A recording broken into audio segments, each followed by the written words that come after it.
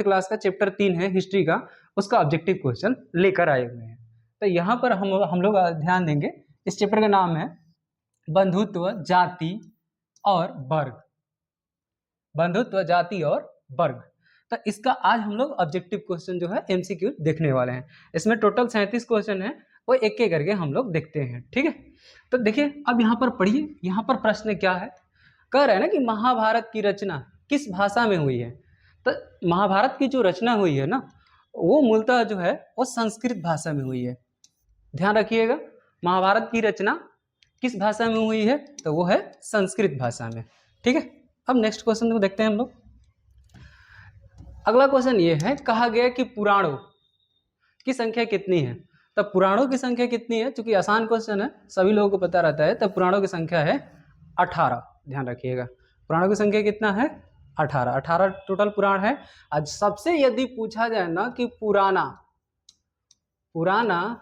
पुराण, ठीक है, सबसे ज्यादा पुराना पुराण कौन सा है, वो याद रख लीजिएगा, मत्स्य।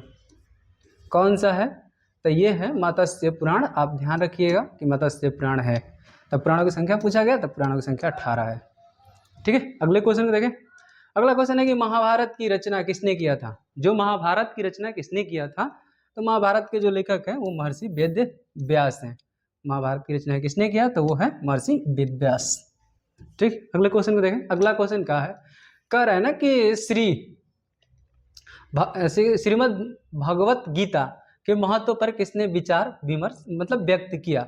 तो किसने व्यक्त किया हुआ है, ठीक है। तो जो भी महापुरुष रहेंगे ना, वो सभी महापुरुषों ने अपनी अपनी विचार को दिए हुए हैं। अब यहाँ पर है महात्मा गांधी, ये भी अपना विचार प्रस्तुत किए हैं, और विवेकानंद भी हैं, और ये है बाल गंगाधर तिलक। तो सभी ने दिया है, तो इसलिए हमारा उत्तर जो होगा वो होगा उपयुक्त सभी।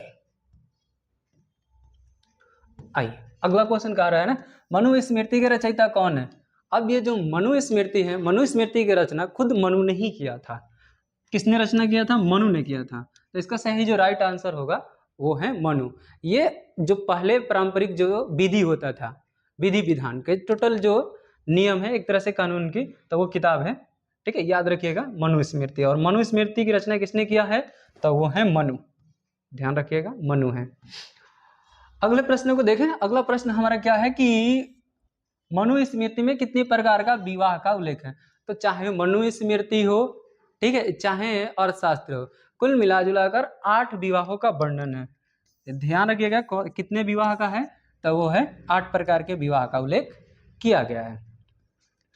अगला प्रश्न देखा जाए। अगला प्रश्न कह रहा है ना कि महाभारत का युद्ध कितने दिनों तक चला था। तो महाभारत के युद्ध कितने दिनों तक चला था, तो इसका जो सही राइट आंसर है वो है 18 दिन तक चला था। और महाभारत का जो युद्ध हुआ था वो आप लोग बताइएगा कि कहाँ पर हुआ था, किस क्षेत्र में हुआ था। आपको एक क्वेश्चन छोड़ देते हैं, ठीक है।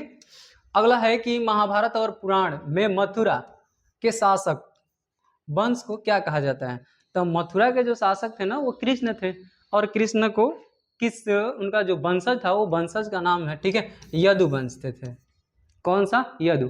वैसे भी देख ही रहे हो आप लोग कि जो कृष्ण भगवान को यादव लोग जो है स्पेशल पूजा करते हैं, जो गोवर्धन बाबा के रूप में पूजा होता है। तो ध्यान में रखिएगा, जो मथुरा के शासक वंश को क्या कहा गया है, वो यदु कहा गया है, ठीक है।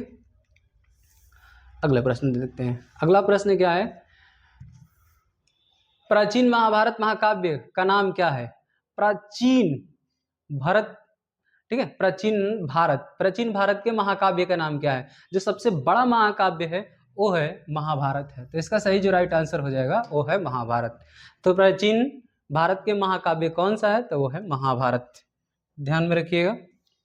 अगला क्या है, अगला है ना कि रामायण की रचना किसने किया। सबको आसान है, ये रामायण की रचना जो है महर्षि वाल्मीकि ने किया था।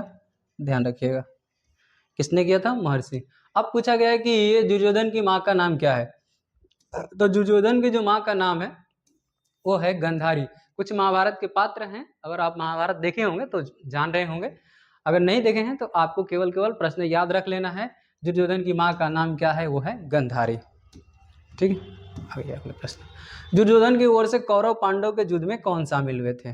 तो दुर्योधन के, ठीक है, दुर्योधन की ओर से कौरव और पांडव के बीच में जो शामिल हुए थे वो कौन हुए थे, ठीक है। तो इनका जो नाम है वो है भीष्म, ठीक। कौन है यहाँ पर राइट आंसर जो हो जाएगा वो हो जाएगा, ध्यान रखिएगा, ठीक है, भीष्म। ठीक, अगला प्रश्न लेते हैं आगे।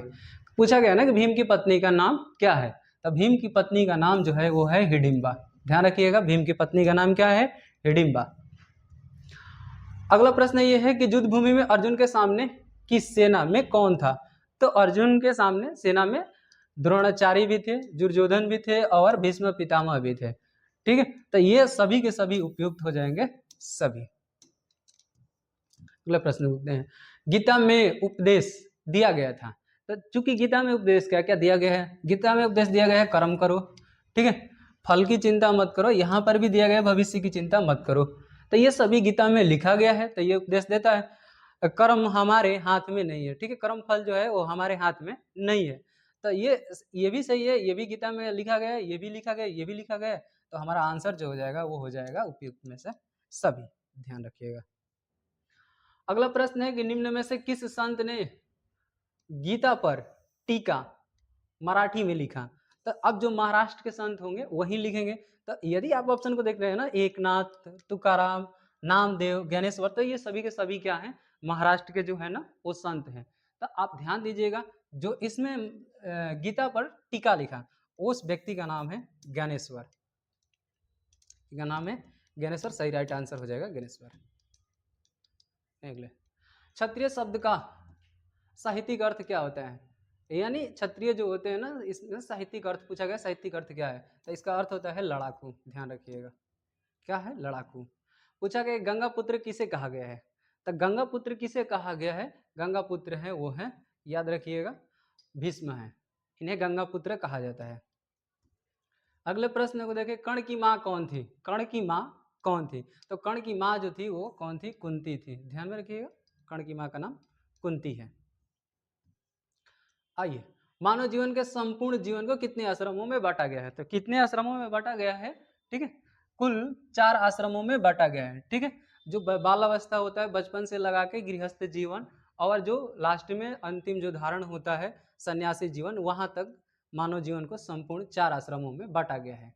ठीक है, अगला पूछा है ना कि द्रौपदी किसकी पत्नी थी, तो द्रौपदी चूंकि 5 पांडव थे और इनको युद्ध में जीत कर लाए थे और मम्मी के सामने गए, तो मम्मी ने इनको कहा कि जो चीज़ें तुम लोग जीते हो उसको आपस में बांट लो। तब इन जो द्रौपदी है, पूछा गया किसकी पत्नी है, तब पांचों भाई आपस में क्या कर लेते हैं, बांट लेते हैं। तो इस तरह से जो द्रौपदी की पत्नी जो द्रौपदी बनती है, तो ये पांचों पांडव के पत्नी बन जाती हैं। तो इसमें अर्जुन भी है, भीम भी है, नकुल भी है और 2 भाई हैं अन्य। द्रौपदी पांचों भाई की पत्नी थी, तो ये सही उत्तर जो हो जाएगा वो हो डी हो जाएगा। ठीक है, ध्यान दीजिएगा, द्रौपदी किसकी पत्नी थी, तो अर्जुन की भी थी, भीम की भी थी और नकुल की भी थी, और इनमें से सभी के सभी हो जाएगा। ठीक है, अगले प्रश्न लेते हैं। अगला प्रश्न कह रहा है कि अभिमन्यु किसका पुत्र था, अभिमन्यु अर्जुन के पुत्र थे। ध्यान में रखिएगा।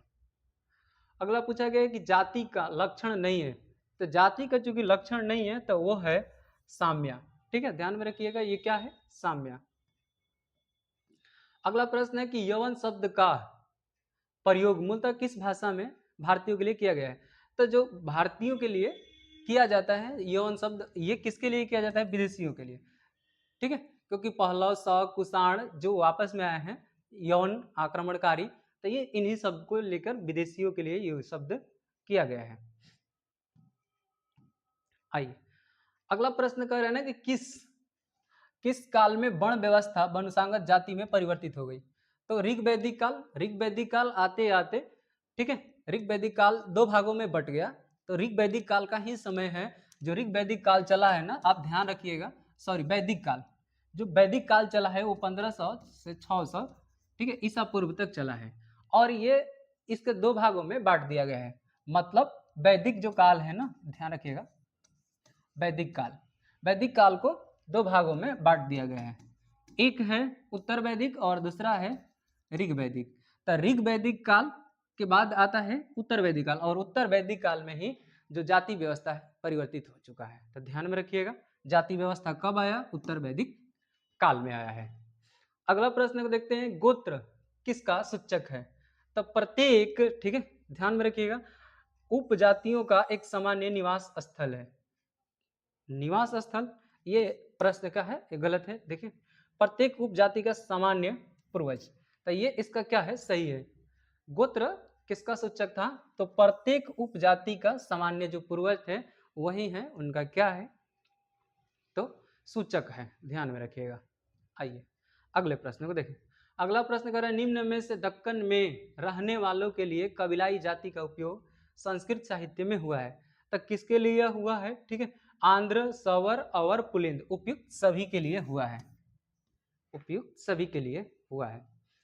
अगला प्रश्न देखें, अगला प्रश्न क्या है, अगला प्रश्न कह रहा है ना कि वर्ण अलंकार की संकल्पना सबसे पहली बार कहाँ मिलती है, तो सबसे पहली बार कहाँ मिलती है, ठीक है, इसके बारे में बताया गया है।